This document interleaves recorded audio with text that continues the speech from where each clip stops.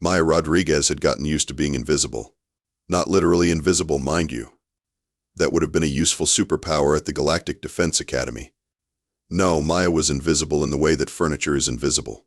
Present, functional, but utterly unremarkable to anyone who mattered. And at the Academy, everyone mattered more than the human. The morning briefing room buzzed with the usual collection of galactic elite. There was Cadet Zorak, a Thraxian with 4 arms and an ego the size of a small moon, belligerently flexing all his appendages, while regaling his cronies with tales of his latest training scores. Commander Vex, the reptilian head of combat instruction, stood at the front with his usual expression of barely contained disdain for anything that wasn't scaly and cold-blooded. And Professor Clixix, the insectoid academic coordinator, clicked his mandibles in that particular way that meant he was about to deliver another lecture on species-appropriate expectations. Maya sat in the back corner, as always, row 12, seat 47, the seat that somehow never appeared on anyone's mental map of the room. She'd been occupying it for 3 years now, ever since Earth had somehow managed to secure a single slot at the galaxy's most prestigious military academy. Lucky her. As we approach final examinations, Professor Clix announced, his compound eyes scanning the room with mechanical precision, I want to remind you all that the standards of this institution remain absolute. We do not lower our expectations for any species, regardless of their developmental limitations. His gaze flickered toward Maya for exactly 0.3 seconds. She'd timed it. The professor's version of subtlety was about as refined as a meteor impact. Cadet Zorak raised one of his 4 hands. Professor, are you sure it's wise to include primitive species in the final survival course? Some of us have worked too hard to have our scores dragged down by dead weight. A ripple of laughter swept through the room. Maya didn't look up from her tablet, where she was reviewing atmospheric composition data for the 15th time. She'd learned that reacting to these comments only encouraged them. An excellent point, Cadet Zorak, Commander Vex interjected, his forked tongue flicking out in what passed for a smile among his species. However, the Academy Charter requires equal opportunity for all species, even those whose homeworlds are classified as garden worlds with laughably mild conditions. More laughter. Maya's finger tapped once against her tablet screen. Garden world. Right. Earth, with its hurricanes, earthquakes, volcanic eruptions, ice ages and general tendency toward apocalyptic weather patterns, was apparently considered a peaceful meadow by galactic standards.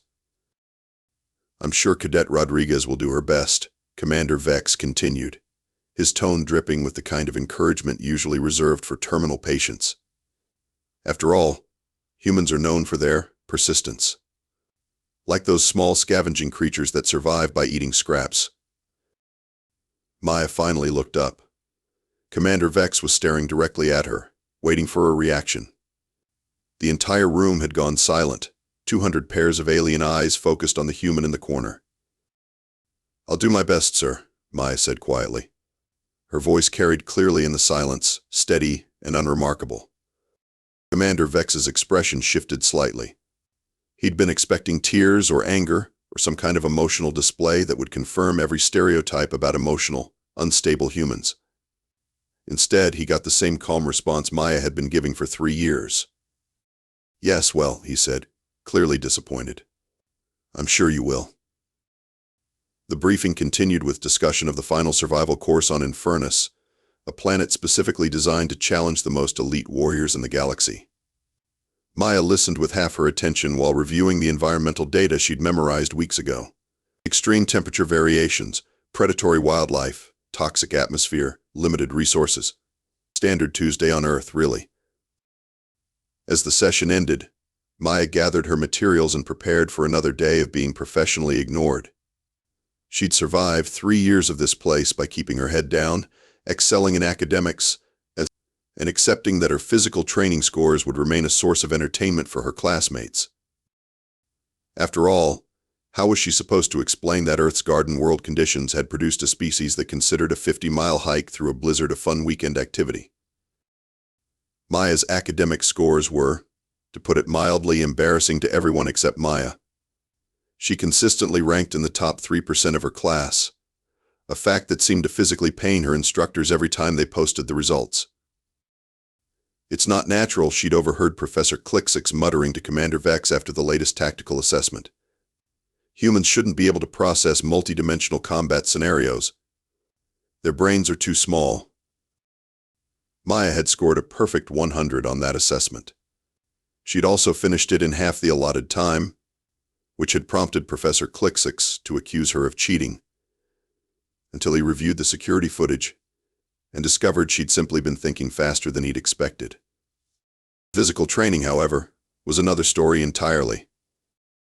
The Academy's combat simulators were designed to test species against their physiological maximums. For a Thraxian like Zorak, that meant demonstrating the ability to bench press small vehicles while juggling with his extra arms. For the crystalline Vorthan cadets, it meant surviving in environments that would flash freeze most organic species. For Maya, it meant failing spectacularly at everything. Rodriguez. Commander Vex's voice cut across the training floor like a plasma blade. You're up. Maya stepped into the combat simulator, a room that could generate any environment or opponent through hard light projections. Today's challenge was apparently a simple one-on-one combat scenario against a standard Korthak warrior simulation. The Korthak materialized in front of her, 8 feet of muscle and natural armor plating, wielding weapons that looked like they'd been designed by someone with anger management issues. Maya drew her training blade and settled into a defensive stance. The fight lasted exactly 12 seconds. Maya hit the ground hard enough to bounce, her training blade skittering across the floor. The Korthak simulation looked down at her with what she assumed was disappointment before flickering out of existence.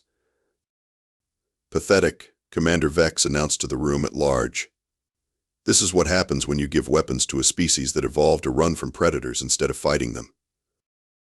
Maya picked herself up, retrieved her weapon, and walked to the back of the group without comment.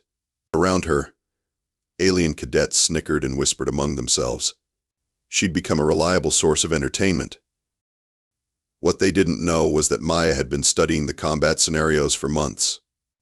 She understood the tactics, the weapon systems, the environmental factors.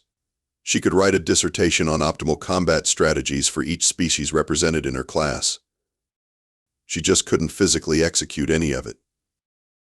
The Academy's physical standards were calibrated for species that had evolved on worlds where survival meant being bigger, stronger, and more aggressive than everything else around them. Maya's species had evolved on a world where survival meant being smart enough to avoid fights with bigger, stronger, more aggressive things.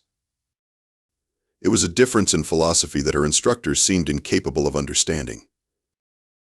Next week, Commander Vex announced as the training session ended, we begin final preparations for the Infernus survival course. This will be your last opportunity to demonstrate that you belong among the galaxy's elite defenders. Maya gathered her gear and headed for the exit. She had studying to do. The survival course was legendary among Academy cadets. A 2-week trial on one of the most hostile worlds in known space, designed to push elite warriors to their absolute limits. Maya had read every report, studied every environmental factor, memorized every hazard protocol. She knew, intellectually, that she was as prepared as anyone could be. She also knew that intellectual preparation wasn't going to help her when she was facing down whatever nightmares the Academy had waiting for them on Infernus. But she was going anyway, because Maya Rodriguez had not spent 3 years being invisible just to quit before the finish line. Even if crossing that finish line was probably going to kill her. Infernus lived up to its name. The planet hung in space like a malevolent eye, its surface a patchwork of volcanic activity, acid storms, and terrain that looked like it had been designed by someone with a personal grudge against living things. Maya stood with her 59 classmates on the orbital platform, watching the planet rotate below them. The Academy had thoughtfully provided viewing windows so the cadets could contemplate their mortality before deployment. Beautiful, isn't it? Cadet Zorak said, flexing his forearms in anticipation. Finally, a real test. Not like those soft training simulations back at the Academy. His cronies nodded agreement. They were all from warrior species raised on worlds where conflict was a way of life. Infernus was supposed to be their natural element. Maya checked her equipment one more time. Standard survival gear, emergency beacon, 2 weeks of rations, and a basic toolkit. The same loadout everyone else had received, though she suspected her classmates were carrying additional equipment that somehow hadn't made it onto the official manifest. Commander Vex materialized on the platform, his reptilian features twisted into what might have been a smile. "Cadets, welcome to your final examination. The rules are simple. Survive on Infernus for 2 weeks. Reach the extraction point. Don't die." He paused, his gaze sweeping across the assembled cadets. "This course has a 40% failure rate. That means approximately 24 of you will not complete the academy program. The weak will be culled. The strong will graduate." His eyes found Maya in the crowd. "Some of you may find this course challenging. Remember, your emergency beacon will extract you from the planet, but activation means immediate failure and expulsion from the academy." Maya nodded along with everyone else. She'd read the statistics. 40% failure rate among the galaxy's elite warriors. For someone like her, the odds were probably closer to 100%.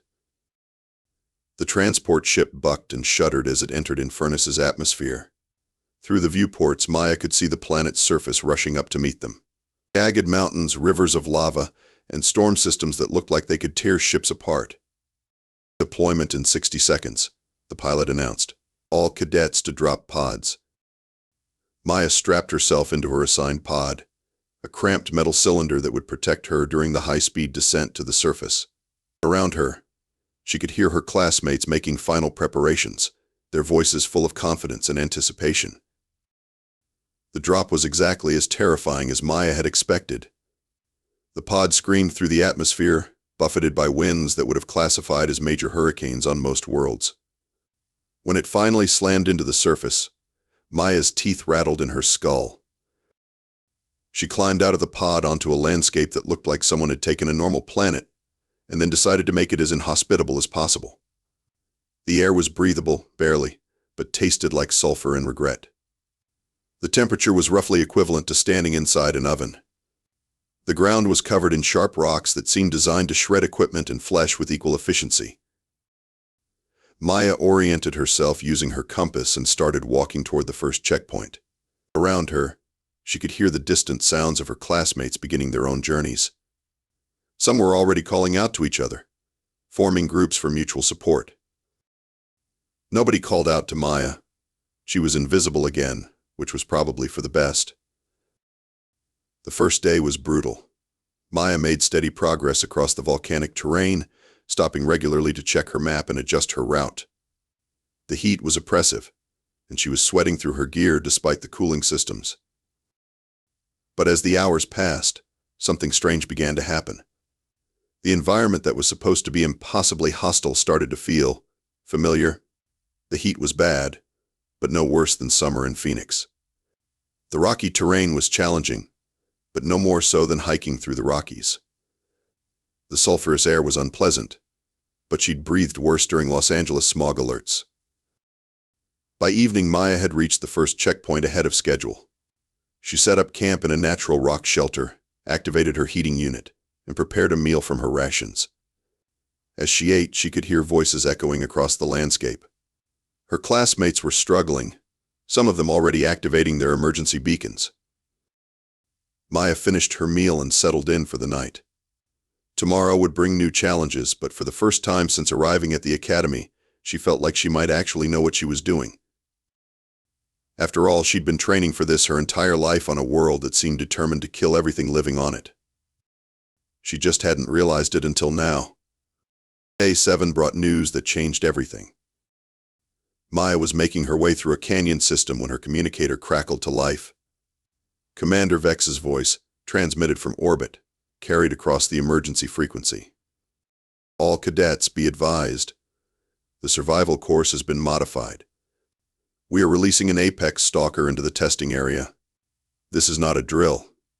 The creature is live, hostile, and extremely dangerous. Consider this your final examination." Maya stopped walking and stared at the communicator. An apex stalker. She'd read about them in her xenobiology courses. Bioengineered predators, created by the Academy's Science Division to test the absolute limits of cadet survival skills. They were supposed to be the ultimate predator, combining the worst traits of dozens of different species into one nearly unstoppable killing machine. The creature will be released in Sector 7, Commander Vex continued. All cadets in the area should relocate immediately. Do not attempt to engage. This is a test of evasion and survival, not combat. Maya checked her map. She was in Sector 7. Of course she was. The emergency frequency exploded with chatter as cadets across the planet began coordinating their responses. Maya listened to the panic in their voices as they realized what they were facing. Even the most arrogant warriors in her class were suddenly very interested in running away. Rodriguez, can you hear this? Zarak's voice cut through the static. If you're in Sector 7, you need to activate your beacon now. Don't try to be a hero. That thing will kill you.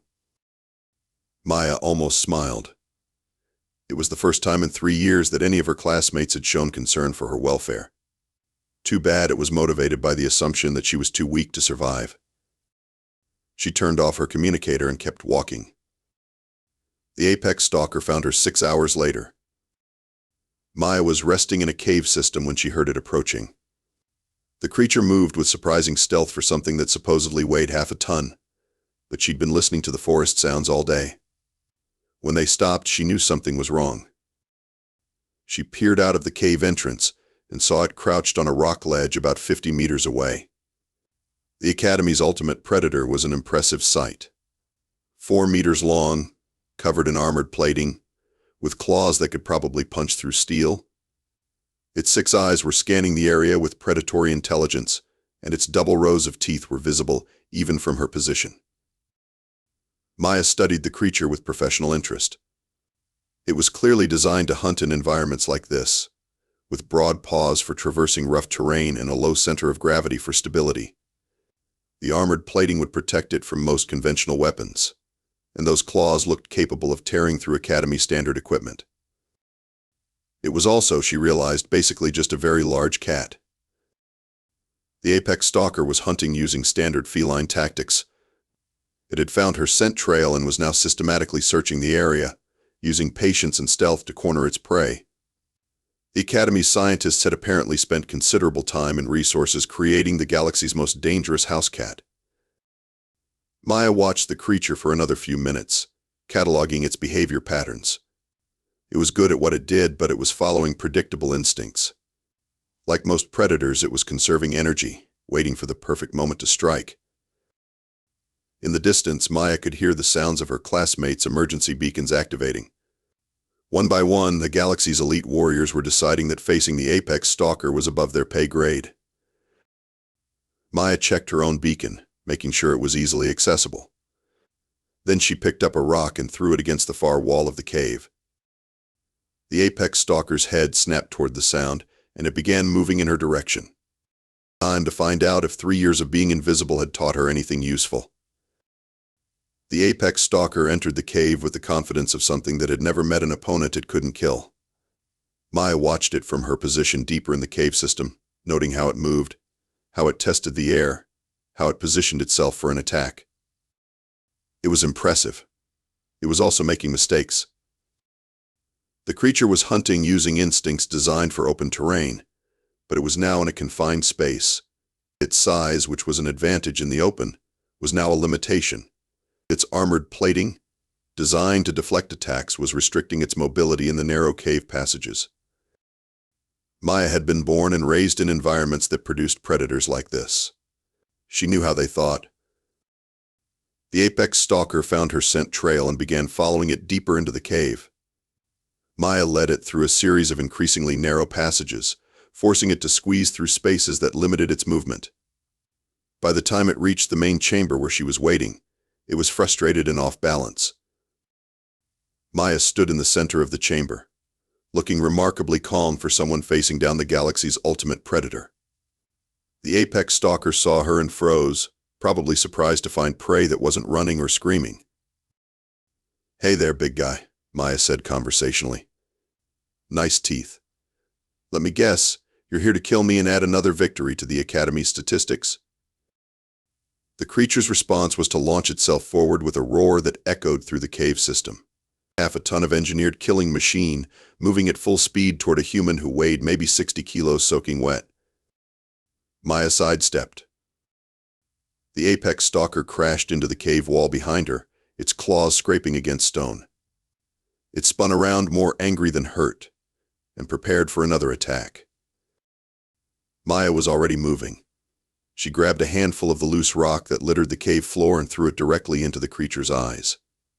While it was momentarily blinded, she rolled under its belly and came up on its other side.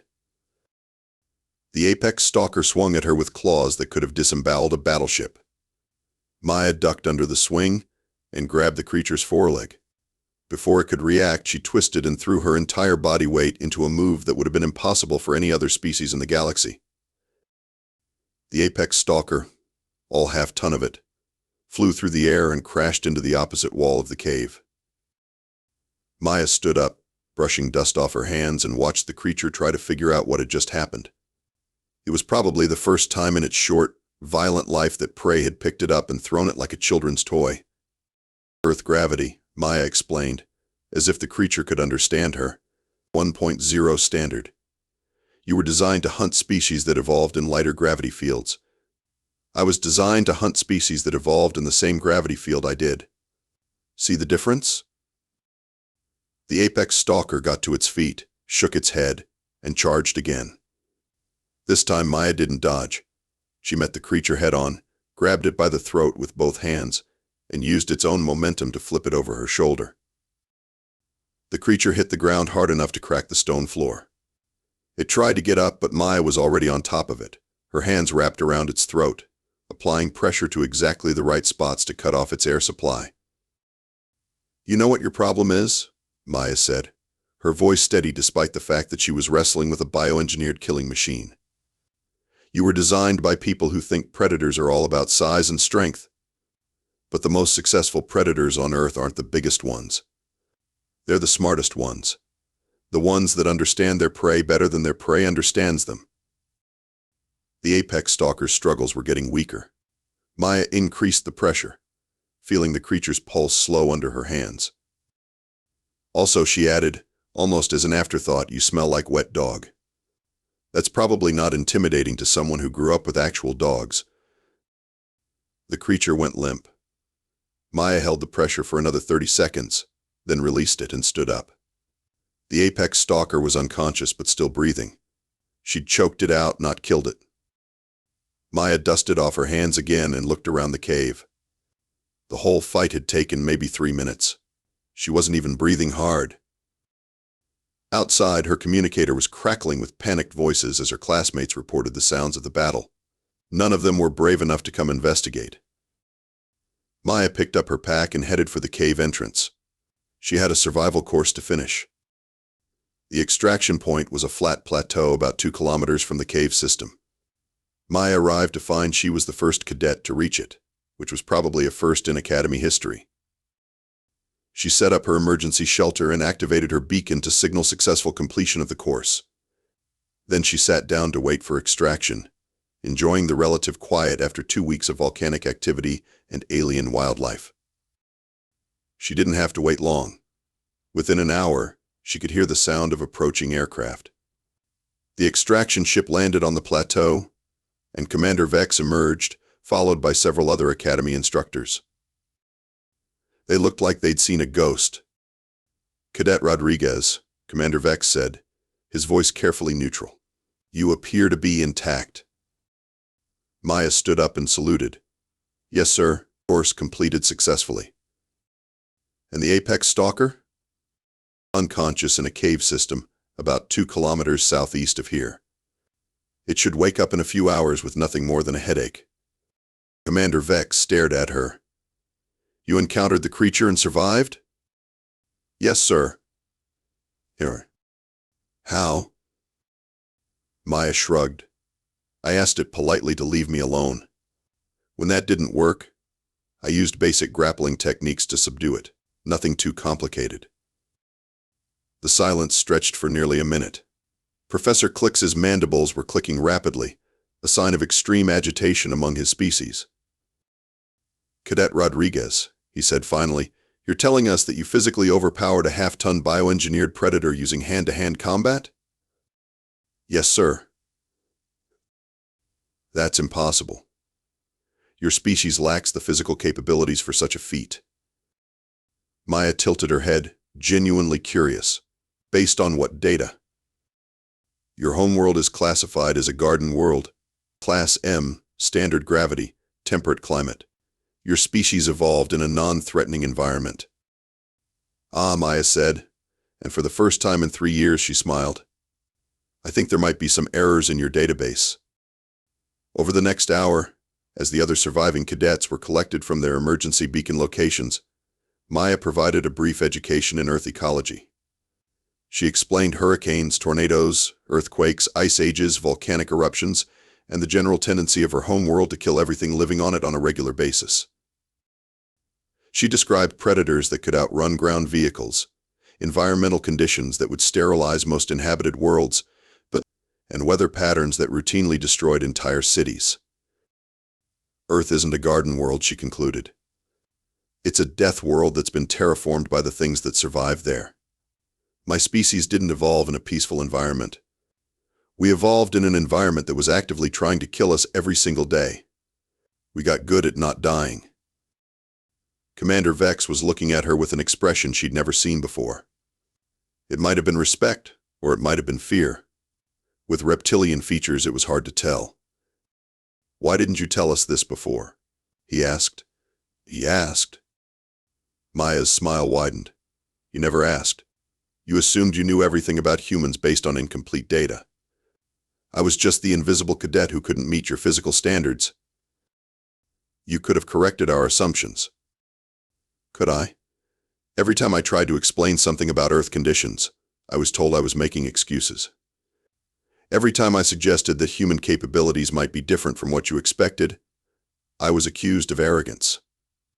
After 3 years of being invisible, I learned that it was easier to let you think what you wanted to think." Professor Clixix was reviewing data on his tablet, his compound eyes reflecting the screen light. "According to this, your planet has surface temperatures ranging from -50 to +70 degrees Celsius. Seismic activity that regularly measures above magnitude 7. Atmospheric disturbances with wind speeds exceeding 300 kilometers per hour. That's just the weather," Maya said cheerfully. "Wait until you read about the wildlife."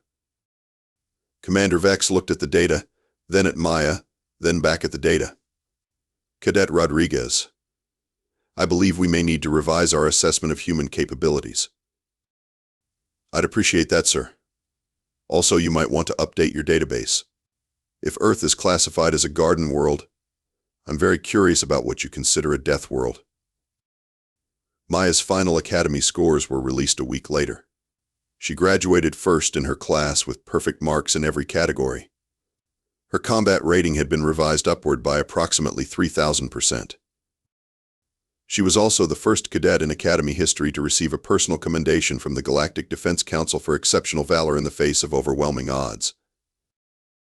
Maya thought that was a bit much. She'd just wrestled with an oversized cat. But she had learned something important during her time at the Academy. Sometimes being invisible was an advantage. People couldn't prepare for threats they couldn't see coming. And the galaxy, it seemed, had no idea what was coming from the little blue planet in the outer spiral arm. Maya was looking forward to showing them.